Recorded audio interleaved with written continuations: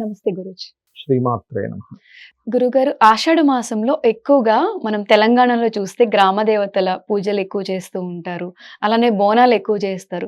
అసలు బోనం అనేది ఇక్కడ ఎందుకొచ్చింది? అసలు బోనాల స్పెషాలిటీ ఏంటి? ఒకటేనమ్మా, ఒక్కొక్క ప్రాంతానికి ఒక్కొక్క రకమైనటువంటి పూజాది విధానాలు ఉంటాయి. అందులో గ్రామ దేవతలు అంటున్నారు చూసారా? హ్మ్. ప్రతి ఒక్కరూ కూడా వాళ్ళ గ్రామ దేవతని ఖచ్చితంగా పూజించాలి.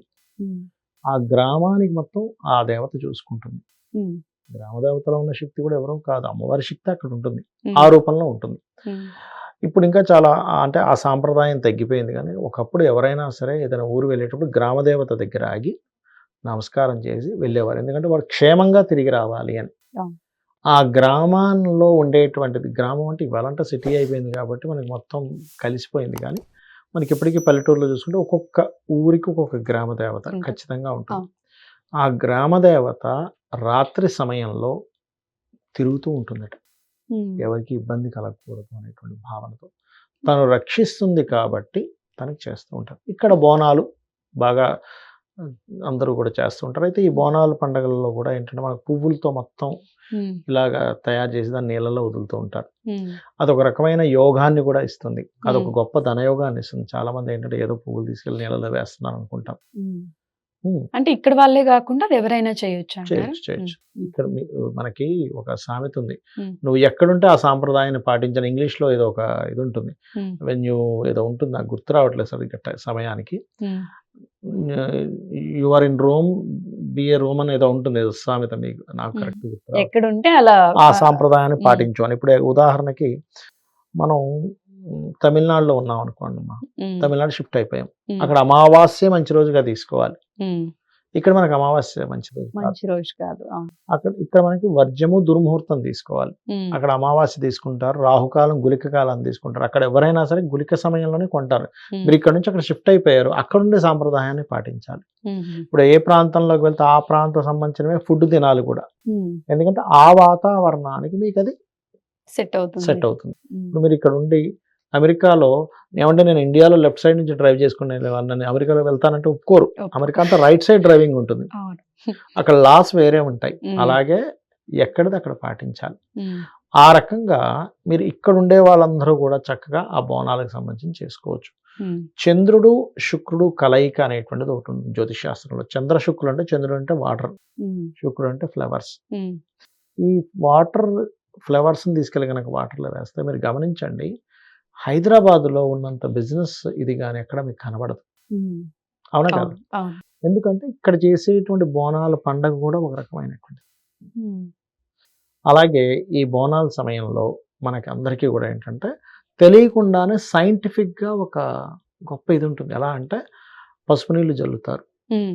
అది కూడా ఏ ఏ ఏ మాసంలో వస్తుంది? మనకి వర్షాకాలంలో వస్తాయి ఈ బోనాల అవును. పండుగ. యాంటీబయాటిక్‌లా గూడా. యాంటీబయాటిక్‌గా పనిచేస్తుంది. హ్మ్. ఒకప్పుడు అంటే ఇప్పుడు మనకి ఈ ఇది పశువదలు ఇవన్నీ నిషేధం చేశారు గానీ, హ్మ్. ఇప్పటికీ కొన్ని ప్రదేశాల్లో చేస్తుంటారు. అప్పుడు వాళ్ళు ఏంటంటే అమ్మవారికి సమర్పించి, అంటే అక్కడ ఉండే గ్రామ దేవతకి సమర్పించి దాన్ని మళ్ళీ తినేవారు. అంటే ఏమిటంటే వీళ్ళకి బలం పెరుగుతుంది. హ్మ్. ప్రోటీన్స్ ఎందులో ఎక్కువ ఉన్నాయంటున్నారు? ఈ మేకలు, హ్మ్. మాంసం తినండి అని చెప్తుంటారు కదా! అవును. అవును. ప్రోటీన్ కావాలంటే మీరు మాంసం తినండి. హ్మ్. వేరే వాటిలో అంత ఉండదు. బట్ హ్మ్. మనకి పప్పుల్లో వాటిలో కూడా దొరుకుతుంది అవును. మనకి. అవును. కాబట్టి ఏంటంటే ఇలాగ గనక అందరూ ఒక దగ్గర చేరడం, అందరి మీద పసుపు నీళ్ళు జల్లడం, హ్మ్. ఆ యొక్క ఆహ్, వేప ఆకుకు సంబంధించిన స్మెల్ చూడడం. హ్మ్. వేప ఎంత మంచిదమ్మా! అవును. ఇవాళ రేపు ఆయుర్వేదంలో వాడేది వేప, హ్మ్. పసుపు, అదేవిధంగా ప్రోటీన్ ఫుడ్. హ్మ్.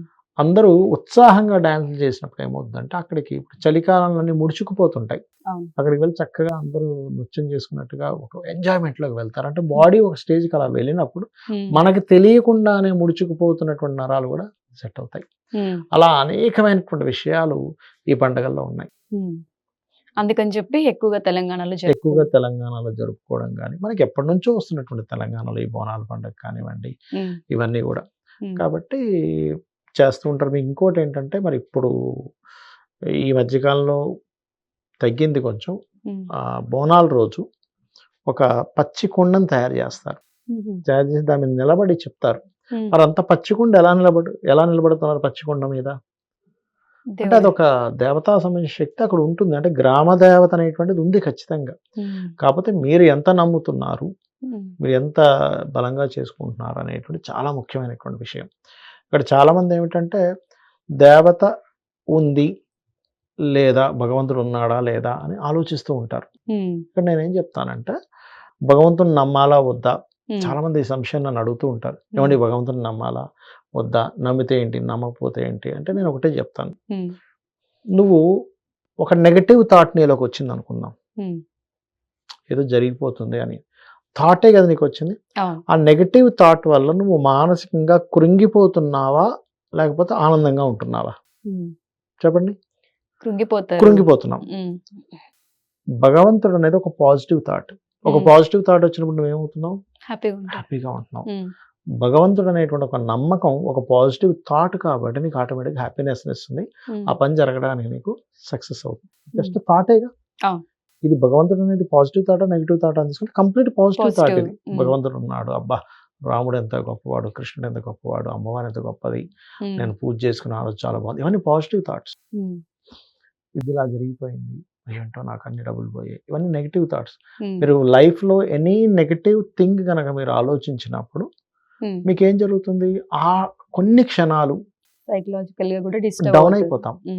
కానీ అదే పాజిటివ్ ఇదైతే, అందుకే చూడండి ఏ ఆలయానికి మనం వెళ్ళినా అక్కడ ఒక ప్రదక్షిణం 3 ప్రదక్షిణాలు తీసుకుని కూర్చోగానే ఏదో తెలియని ఒక పాజిటివ్ ఉంటుంది మనకి. అవును. ఎందుకు అంటే ఉమ్, అక్కడ ఆ శక్తి ఉంది. ఉమ్, ఒకే పరమాత్మ ఈ గ్రామదేవత రూపంలో కూడా శక్తి ఉన్నది ఆ పరమాత్మే. ఉమ్, కాకపోతే ఒకే కంపెనీలో ఇప్పుడు ఈ ఆఫీస్ ఉంది, ఈ ఆఫీస్లో అందరూ పనిచేస్తున్నారు, ఉమ్, కానీ కంపెనీ నుంచి ఆ ఫండ్ వస్తుంది ప్రతి అవును. ఒక్కరికి జీతం, ఉమ్, అంతే కదా. ఉమ్, కాకపోతే ఈ కంపెనీకి అందరూ పనిచేస్తూ ఉంటారు, ఈ దీనికి, ఈ ఉమ్, ఆఫీస్కి. అలాగే ఒకే పరమాత్మ శక్తి అన్ని రూపాల్లో ఉంది, అది కూడా గ్రామదేవత రూపంలో కూడా ఉంది అక్కడ. ఓకే. అది మనం అర్థం చేసుకోవాలి. హోప్ తో పాటు ఒక పాజిటివిటీ ఉంటుంది కాబట్టి మనం ఇవన్నీ చేసుకుంటే మంచిది. ఎగ్జాక్ట్లీ. ఓకే గురుజీ, ధన్యవాదాలు. శ్రీమాత్రే నమః.